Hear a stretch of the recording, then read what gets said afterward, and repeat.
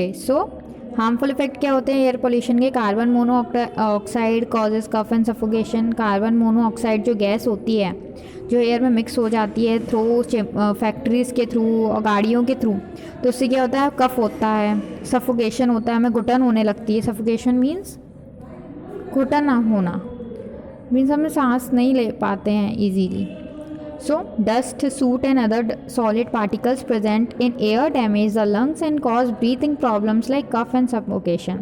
तो डस्ट होते हैं और सूट मीन्स कालिक जो होती है, मीन्स काला धुआं जो होता है, काजल जो होता है वो, और सॉलिड पार्टिकल्स जो होते हैं जो एयर में प्रेजेंट होते हैं, जब भी हम सांस लेते हैं तो वो किस में चले जाते हैं? हमारे लंग्स में चले जाते हैं और हमारे लंग्स को डैमेज करते हैं और हमें ब्रीदिंग प्रॉब्लम्स होती हैं, सांस लेने की तकलीफ़ें होती हैं, सांस लेने में तकलीफ़ होती है, जैसे कि कफ होता है, हमें सफोकेशन होने लगता है।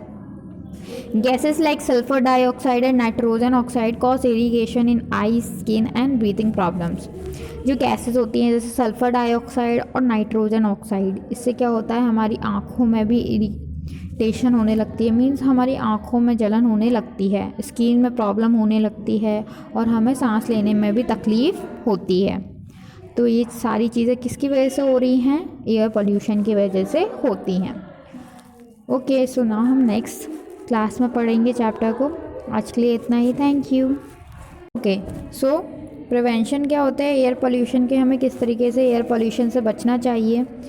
यूज़ ऑफ गैस और डोमेस्टिक फ्यूल। हमें डोमेस्टिक फ्यूल का यूज़ करना चाहिए, ऐसी गैसेस का यूज़ करना चाहिए जो कि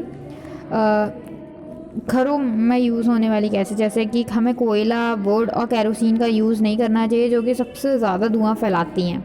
we should use cooking gas at home. हमें घर पे कौन सी गैस का यूज़ करना चाहिए? जो खाने की गैस होती है उसका यूज़ करना चाहिए खाना बनाने के लिए। जैसे कुछ लोग कोयला जलाते हैं, वुड जलाते हैं, खाना पकाते हैं, तो उन सब से क्या होता है? एयर पोल्यूशन होता है। नेक्स्ट हम आते हैं पेज नंबर 109 पर।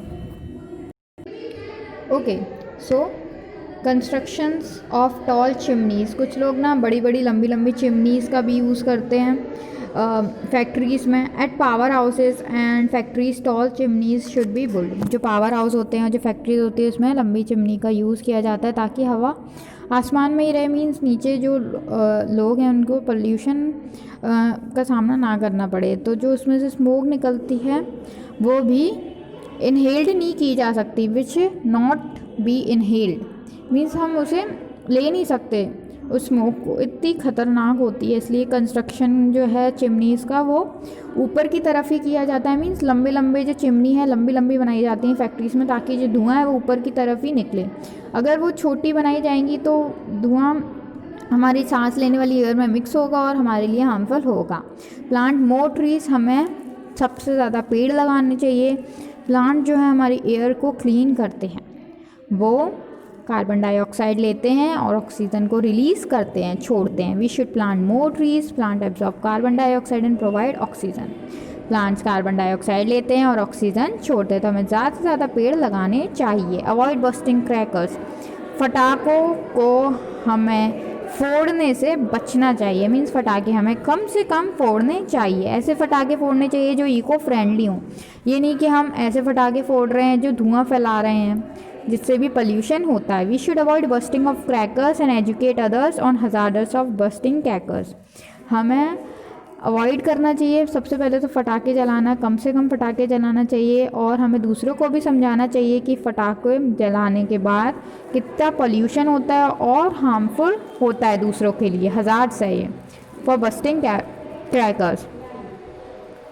तो हमें लोगों को बताना चाहिए कि educate others on hazards of busting crackers, रोकना चाहिए और उन्हें बताना चाहिए कि हमें पटाखे कम से कम जलाने चाहिए, ग्रीन पटाखों का यूज़ करना चाहिए, इको फ्रेंडली पटाखों का यूज़ करना चाहिए जो हमारे एनवायरनमेंट के लिए सही हों। होप सभी को समझ में आया होगा चैप्टर नॉइज़ पोल्यूशन। हम नेक्स्ट क्लास में पढ़ेंगे। आज के लिए इतना ही, थैंक यू।